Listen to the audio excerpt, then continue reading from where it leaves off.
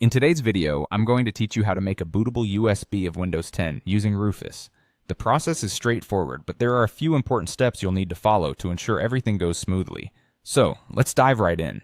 First, you'll need an 8GB BA or larger USB flash drive for this task.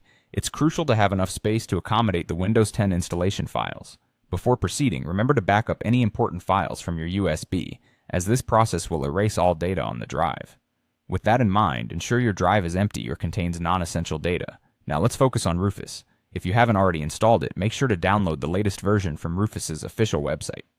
Once you have Rufus ready, go ahead and open the application. If your computer is running user account control, you'll receive a prompt. Simply click Yes to allow Rufus to make the necessary changes to your system. With Rufus now open, you'll see several options on the interface.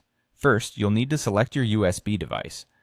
Under the Device menu, choose the USB flash drive you inserted earlier. Double-check to make sure you've selected the correct drive to avoid any accidental data loss on other devices connected to your computer.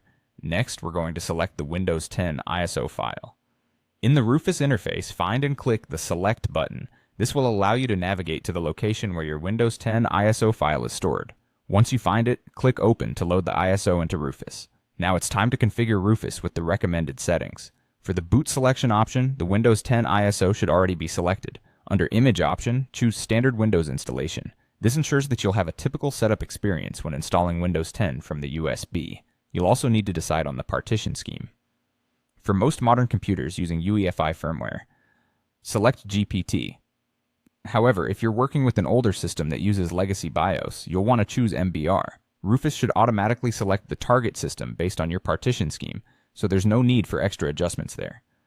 Finally, you'll set the file system to NTFS and leave the cluster size at its default setting. NTFS is the recommended file system for the Windows installation process due to its compatibility and capacity for handling larger files.